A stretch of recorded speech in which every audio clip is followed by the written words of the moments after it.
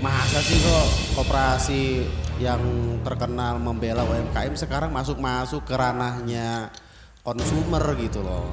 Di mana pemberdayaannya, Pak? Saya sempat ada keraguan dan dia bilang kepada kami, Kang Yadi, kalau nggak ada koperasi Itkon, saya mau pinjam kemana?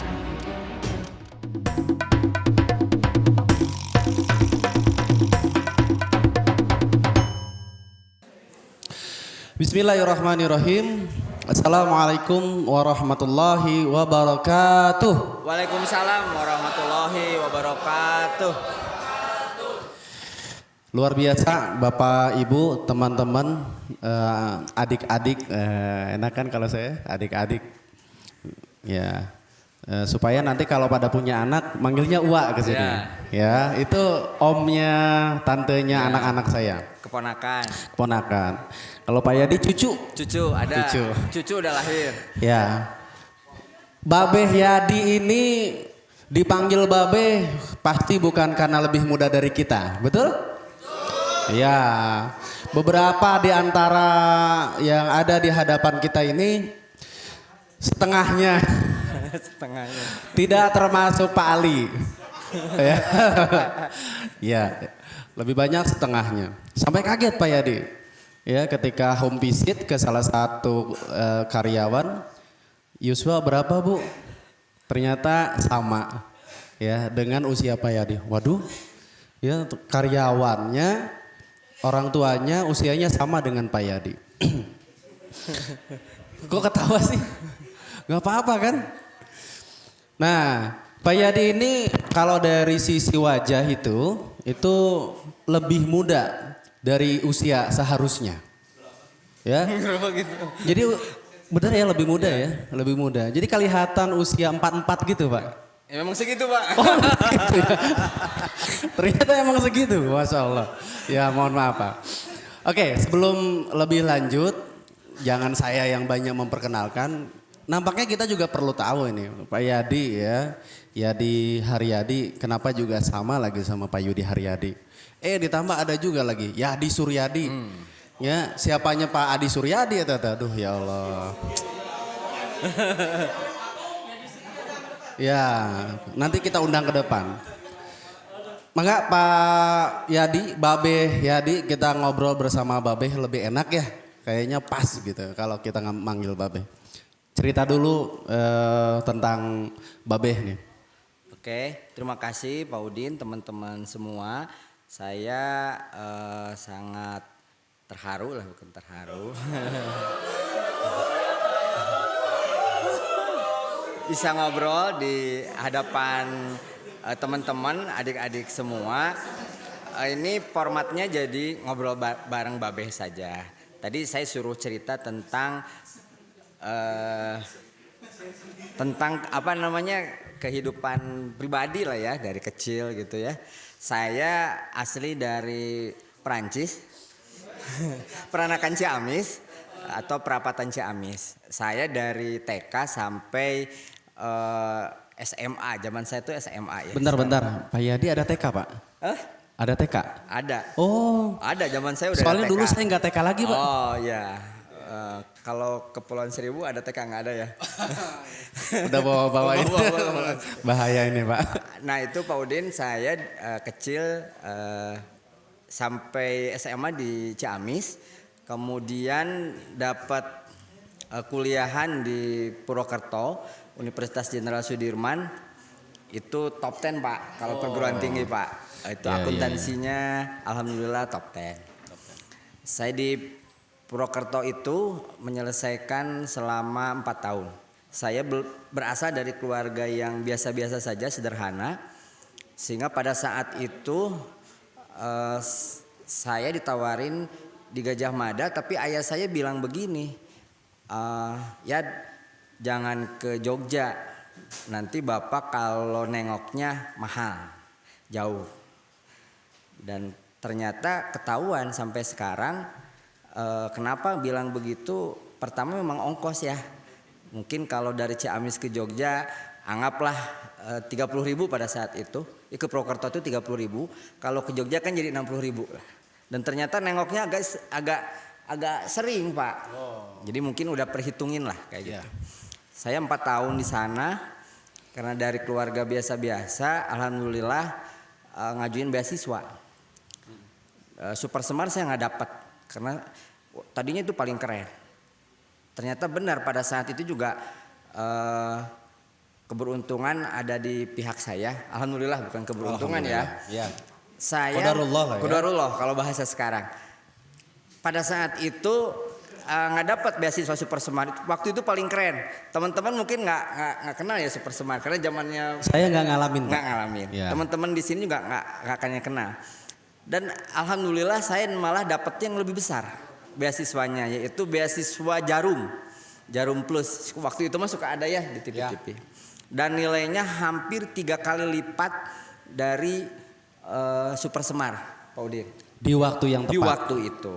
Jadi kalau waktu itu ketika belum dapat beasiswa saya nggak dapat buah-buahan apel gitu ya. Pas beasiswa jadi beli apel Pak. Alhamdulillah agak mewah dikit. Nah habis itu selesai saya 4 tahun. Jadi pas Pak Harto lengser saya selesai. Udah kebayang? Ada yang tahu? Pelaku ini loh 97. Boleh ditanya nanti. Bagaimana mengerikannya 98 di Jakarta ya? Ya. Jakarta. Karena Tapi kayak kita nggak akan bahas tragedi 98 ya. oke. Karena kebetulan Pak Yadi tidak termasuk di dalamnya. Tidak di dalamnya. Cuman skripsi saya waktu itu seminggu selesai setelah kerusuhan Mei 98. Jadi saya pulang Purwokerto, di Jakarta terjadi. Tapi udah beres alhamdulillah skripsinya Pak. Nah, Jadi sebelum tragedi. Sebelum tragedi udah lulus. Udah selesai. Ya. Kalau belum lulus kayaknya ikut ya? Ikut. Ikut. Kalau ikut kemungkinan sekarang ada di gedung DPR MPR. Amro. Ya. Soalnya temannya begitu kan? Ya, siap. Oke. Pak Yadi, udah mulai kegambar ya bagaimana seorang babe gitu ya meniti pendidikannya yang juga ternyata tidak mudah. Ya, sesuatu yang saya pikir ini background yang nampaknya perlu kita gali. Kita jangan hanya melihat kondisi hari ini bagaimana Babe Yadi ini bisa closing banyak kelurahan, bisa closing Itcon Mobile dengan timnya, dan salah satu tim terbaiknya adalah Bapak Oldu. Mana Oldu? Oh ya, Aldo ya, tepuk tangan dulu. Ya. Ya, ternyata Babe ini ketika kuliah itu termasuk aktif.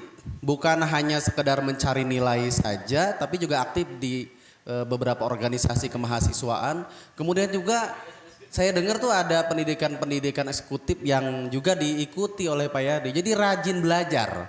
Ya, rajin belajar pangkal pandai. Pantesan orang itu aja nggak paham kayaknya. Jadi kita nggak pandai-pandai. Kumaha itu teh Pak? Memang tidak sedahsyat itu Pak Udin. Tapi Enggak, alhamdulillah rada hiperbol emang sengaja Pak. ya. Maksudnya biar tercemeweng gitu tercemeweng. Pak. Jadi setelah lulus tahun 98 karena pinginnya sih ditambah lagi nilainya ya biar cum laude, tapi kata orang tua udahlah biar ibu maksudnya ya nggak nambahin lagi biaya lah gitu ya. Jadi 4 tahun pokoknya udah 4 tahun udah lulus. Nah tapi setelah bekerja saya ikut juga beberapa executive education di beberapa lembaga yang cukup bagus. Salah satunya ada Dale Carnegie sama Mac Plus. Jadi pada saat itu gaji saya juga biasa-biasa, cuman saya suka sisihkan Pak. Markus Hermawan Ya, Kartajaya. Kartajaya. Oh. Pada saat Ada yang kenal Hermawan Kartajaya? Kebayang? Siapa orang itu? Wah. Kayaknya nanti sesi khusus ini. Ini Hermawan itu termasuk salah satu marketing luar biasa. Ya, lanjutin nanti lah ya, kita bahas di sesi yang lain. Nah, ada beberapa season lah, salah satu beberapa batch dari Hermawan dan itu banyak menginspirasi saya hari ini. Karena kalau di executive education itu tidak hanya pendidikan, tetapi networking pada saat itu, Pak Udin. Jadi Jaringan. Ya, jaringan. Jadi yang ikut itu Mungkin saya termasuk anak bawangnya lah ya, anak bawangnya. Paling belum kerja waktu itu ya? Udah kerja entry level lah, entry level. Oke. Jadi pada saat bekerja saya pada saat itu paling muda. Jadi tibalik aja namanya paling jadi babe makanya kalau sekarang jadi babe, pada ya. saat ikut executive education itu saya paling bontot lah, paling muda. Nah, saya waktu itu Pak Udin ikut banyak mengenal dari pada saat itu saya sudah kenal Pak Wiwidnya C59, kemudian banyak lagi lah yang punya apa namanya factory outlet di Bandung tuh siapa ya, Pak Peri. Jadi pada saat itu juga ikut. Pak Peri tahu Pak Peri? Pak Peri itu pemilik The Rans, ya betul? Ya. Pemilik Farmhouse dan pemilik The Heritage. Grid of Asia, Ya. Afrika. Ya, yang di Lembang iya, ya. itu Pak Peri itu. Nanti baca bukunya keren. Nah, gitu Pak. Jadi kadang-kadang suka sok kenal. Jadi makanya kalau sekarang saya suka foto-foto, itu suka dari dulu gitu teman-teman. Suka foto-foto nggak kenal, Pak minta tanda tangan, tukar kartu nama, kemudian foto-foto. Itu dari dulu memang kayak gitu. Cuman waktu itu kan nggak ada selfie ya, handphonenya cinit-nit pada saat itu. Bentar, Cititin ada kameranya Pak? Nggak ada. Terus gimana selfie-nya Pak? Bukan selfie waktu itu mah, difotoin. Oh difotoin, ya. Cekrek Cekrek gitu ya. Di updruk Pak. Oh iya, oke. Siap. Ada yang menarik dari pengalaman Babe ya, beberapa kali dalam perjalanan itu beliau cerita kenal salah seorang yang agrobisnis di Pangalengan dan sukses, namanya Pak Wildan. Ya, Pak Wildan juga ternyata luar biasa, anak petani lulusan ITB, kuliah ke Belanda ya kalau tidak salah. Nah Pak Yadi ini menjadi salah satu karyawannya di sana, karyawan babehnya waktu itu ya. Iya, babehnya. Babeh Yadi karyawan babehnya Pak Wildan. Waktu itu bahkan pernah akan disekolahkan ke Australia. Mau tahu ceritanya nggak? Mau nggak? Kalau nggak kita skip nih perjalanan yang itu. Mau? Mau ya. Nah kalau mau coba acung tangan yang mau. Oh Pak Gun-Gun aja nggak usah berarti lah ya. Mau didengerin nggak? Oh mau. Oh perwakilan gitu maksudnya. Ya, karena menurut saya ini Napaktilas Pangalengan itu sangat berbekas buat Pak Yadi, termasuk saya yang mendengarkan di awal mula ya. Bagaimana seorang sarjana akuntan ya nilainya bagus mau bekerja di perkebunan. Gitu. Ini sesuatu yang menurut saya karir yang tidak lepas dari bagaimana hari ini Babe. Ya, jadi saya juga ingin jangan dari saya tentu ceritanya, langsung dari Babe. Ya. Gimana tuh? Ya, makasih Pak Udin. Jadi ketika lulus kuliah itu kan langsung namanya Pak Haji Adung. Mungkin di sini juga ada yang kenal Pak Romi. Ada orang nggak salah. Pangalengan? Wah nggak kenal. Kalau Pak Romi pernah ke rumahnya beliau dan mungkin salah satu yang apresiat terhadap beliau ya Pak Romi sama keluarga Pak Haji Adung. Nah masuk di sana itu perusahaan keluarga kenal semua kalau di Pangalengan, perusahaan suppliernya Indofood, Citatos, kentangnya itu dari kami waktu itu, Citato bukan Citatos ya, Citato kentang yang keripik itu ya, yang life is never flat, kayak gitu. Apal ya? Nah waktu itu ya saya suruh ikut benah-benahin perusahaannya. Saya backgroundnya finance, accounting, tapi akhirnya ngurusin karena jiwa sales mungkin dari dulu. Akhirnya harus ngurusin pemasaran kentang bulat itu ke supermarket, ke Indofoodnya lah digedein. Nah ada apresiasi waktu itu, memang kata Pak Udin mau disekolahin, ya betul. Cuman karena ada sesuatu hal nggak jadi. Cuman saya sih nothing tulus Pak Udin. Ya. Cuman pada itu udah mau turun dari Pangalengan ke bawah untuk daftar visa kalau nggak salah ya. Cuman karena ada suatu hal jadi nggak jadi Pak. Wow. Tapi alhamdulillah si Pangalengan ini banyak memberikan banyak hal bagi saya. Gitu. Luar biasa. Dagang kentang bro. Ya bahkan Pak Yadi ini masukin supply ke Jogja Group. Jogja Group. Jogja Group melalui tangan beliau. Ya, jadi kalau saya dengar ceritanya, kok Pak Yadi bisa gitu ya, ketemu orang-orang top gitu ya, dan berani. Saya levelnya masih ketemu RT RW gitu ya, bikin majelis gitu. Pak Yadi bikin majelisnya langsung dengan Jogja Group. Ya, ini luar biasa. Nah, itu saya pikir napak tilas karena berikutnya ketika Pak Yadi di Danamon, ya Bang Danamon, tahu ya Bang Danamon ya. Kemudian di Bank Pundi yang sekarang menjadi Bank Banten, itu sesuatu. Bahkan saya dapat cerita ketika Pak Yadi di Danamon itu harus pulang pergi Lampung. Bandung Lampung naik motor, Bro. Motor apa, Pak? Suprapit kan? Suprapit. Kebayangan nih dari Bandung ya ke pelabuhan Merak. Ya, dari Merak ke Bakauni. Iya. Nah, sih naik motor. Berapa jam itu, Pak? 13 jam. 13 jam. Ya. Dan yang kerennya itu ilmu marketing itu memang luar biasa dahsyat ya. Kalau orang udah biasa jualan gitu ya. Ini memang brandingnya Pak Yadi ini sesuatu gitu. Bisa, perlu diceritain nggak ya? Bisa naik kapal tanpa bayar. Ya, pakai kode. Ya. Enggak menyelinap Pak, ini terang-terangan. Ini terang-terangan, ya ini terang-terangan. Tapi saya pikir kayaknya ini kelam ya. kelam. Enggak usah. Nanti kita tidak perlu bahas. Tapi poinnya saya melihat jaringan ini menjadi modal ya. Modal, oke ya? Clear, modal. Pak Yadi bisa eksis sampai hari ini. Tentu kita juga pengen tahu ya. Ini kok Itkon masuk ke pembiayaan konsumer? Padahal kan sebenarnya Itkon itu sudah dikenal sebagai koperasi yang peduli kepada UMKM, terutama ultramikro. Bahkan sampai hari ini tulang punggung, backbone-nya pendapatan Itkon itu masih dari PMQ. Tapi luar biasa, tepuk tangan dulu atau PMQ. Tapi jangan lupa ya, bulan Mei yang menggaji kita itu pendapatan dari konsumer. Tepuk tangan juga ya. Semua cabang tutup ya, tapi Bu Risma masih ngegesek ya, dan alhamdulillah ada duitnya gitu. Hanya saja memang ini menjadi apa ya, kadang-kadang anekdot, kadang-kadang patojaiyah katanya. Masa sih kok koperasi yang terkenal membela UMKM sekarang masuk ke ranahnya konsumer gitu loh. Itu Pak. Di mana pemberdayaannya Pak?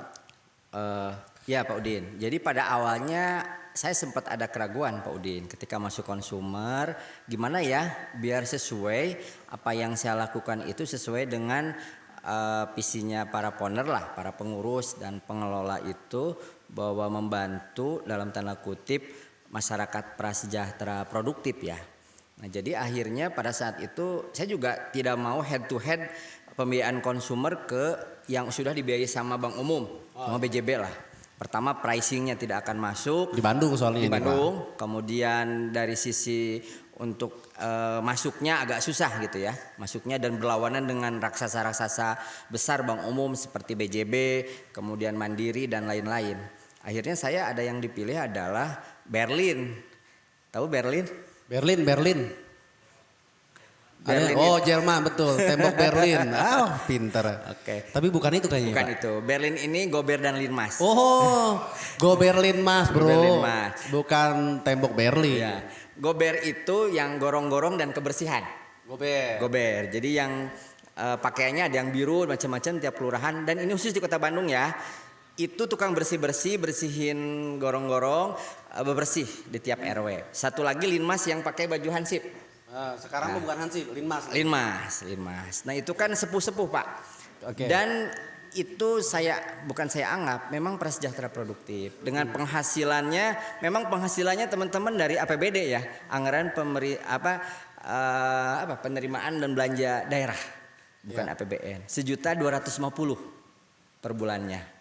Jadi tadi bersyukur ya, itu di bawah bekerja di instansi pemerintah, tetapi penghasilannya kan di bawah UMK ya. Tetapi memang kerjanya sampai jam 12. Jam 12. Bisa produktif itu Pak? Produktif. Nanti saya bisa cerita Pak. Iya. Nah itu awalnya saya sempat khawatir. Tetapi alhamdulillah mereka juga kita ngasih misalnya. Itu biasanya Pak Rahmat yang di lapangan, sekarang ada Bu Nisa juga. Itu pembiayaannya dari 1 juta sampai 5 juta. Jadi makanya saya suka bilang ke teman-teman, ini pembiayaan konsumer ala-ala majelis lah. Ala-alanya Pak Yana, ala-alanya Pak Agus, Pak Gun-Gun dan lain-lain Pak. Iya. Dan sama, malah di sistem kita disebutnya RP juga Pak di situ. Oh, Karena majelis kelurahan. Majelis kelurahan. Majelis kelurahan. Majelis Kopo Oke. ya, majelis mana dan lain-lain. Di rumahnya istrinya, ini Pak Udin, ada yang jualan nasi kuning, ada yang jualan burung. Nanti cerita yang jualan burung ini luar biasa. Kemudian punya bisnis pemotongan pohon. Kalau bahasa Sunda mah Senso ya. Chainsaw itu bahasa Inggris Pak. Oh bahasa Inggris. Jadi Orang Sunda jadi senso. Senso. Ya. Itu di Iji ini. Jangan-jangan nggak tahu senso yang mana? Allahu Akbar. Ya pakai ini loh buat motong gergaji mesin. Nah, Ya, gergaji itu. mesin. Apal tos. Ya, gergaji mesin. Nah, terus Pak Udin, kalaupun itu untuk konsumsi nih, teman-teman, saya makanya jadi tambah semangat nih untuk ngasih pembiayaan konsumer ini. Kalaupun untuk kebutuhan konsumer, itu pembiayaan konsumsi yang sangat dasar. Contoh, Konsumer tapi untuk konsumsi yang paling dasar. Berarti bukan untuk tersier misalnya beli mobil, beli motor bukan ya. kalaupun ada motor, nanti saya cerita. Oke, siap. Nih misalnya untuk pendidikan sekolah. 1,5 juta, 2 juta untuk pendidikan sekolah, beli seragam. Kemudian kontrak rumah. Jadi banyak dari beliau-beliau ini saya sangat hormat kepada mereka ya. Karena di masyarakat sangat diapresiasi Pak Udin dan teman-teman semua. Ada yang sudah 3 kali pembiayaan ke Itkon itu untuk sewa kontrak rumah. Nah ini memang perlu pemikiran. Kontraknya berarti tahunan. Tahunan. Ya, tahunan. Dan dia bilang kepada kami, Kang Yadi, kalau nggak ada koperasi Itkon, saya mau pinjam kemana? Zaman segini, kalau pinjam ke perorangan, izin. Ya, tetangga gitu maksudnya. Ya, cik ngomongnya juga kan malu ya. Ya. Kalaupun ada yang memberikan pembiayaan misalnya secara resmi perorangan, tentunya adalah pelepas uang tidak resmi rentenir ya. Oke. Dengan berlipat-lipat dan lain-lain. Dan dia tidak lakukan. Harian lagi ya bayarnya. Harian bayarnya. Akhirnya ke Itkon Pak milihnya. Nanti yang termasuk ada yang motor nih. Teman-teman saya cerita ada namanya Pak Dirman di Kelurahan Kopo, itu linmas udah sepuh. Perkiraan saya umur 65 lah, 65 mungkin udah 70 tahun. Itu ada kebanggaan Pak Udin jadi linmas. Awalnya naik sepeda. Sepedanya Sanes Polygon, Sanes Giant atau Scott ya. Ya. Yang cukup kusam lah. Tetapi dia bangga menjadi pegawai disamikin lah sekarang pegawai negeri. Akhirnya ngobrol. Pasti ngobrolnya ke Pak Rahmat ya. Dia mau beli motor. Akhirnya dan apa ya kalau beli motor Beat yang baru kan harus DP-nya berapa dan lain-lain Pak Udin. Akhirnya dia beli Shogun. Suzuki Shogun. Suzuki Shogun Suzuki 125. 125 ya? Ya. Ya. Dan harganya 3 juta. Tahun berapa itu Pak? Mungkin awal-awal lah. Oh iya. Mungkin awal-awal. Dan sampai sekarang saya lihat sendiri itu teman-teman itu udah pakai Spotlight. Si mobilnya motornya rapi, herang gitu ya. Dan selalu dibanggakan Pak. Jadi kalau parkir di kelurahannya agak depan lah. Oh. Dan sekarang dia bilang semangat Pak kalau ngantor. Pembiayaan kedua beliau sudah ditinggal suaminya. Ya. Istri, maaf. Istri. Gober nggak ada yang ibu-ibu kan? Nggak ada. Oh bapak-bapak semua? Ada. Oh ada. Ada. Ditinggal istrinya, jadi hidup sama anaknya. Nah ini yang bikin terharu, dia mau membelikan motor Mio buat anaknya bekerja. Itu pembiayaan kedua itu adalah motor Mio Pak. Shogun Mio 5 juta. 5 juta. Kemarin ngobrol lagi Pak. saya nggak enak kayaknya mah sisirikan anak saya. Pembiayaan Pak, abdi bade ngajengkeun deui 5 juta buat anak saya yang satu. Waduh luar biasa ini si Bapak. Ternyata pembiayaan konsumer itu tidak melulu seperti yang kita dengar untuk keperluan-keperluan tersier. Keperluan-keperluan yang sebenarnya untuk barang-barang yang bukan pokok gitu. Pemberdayaannya tetap ada.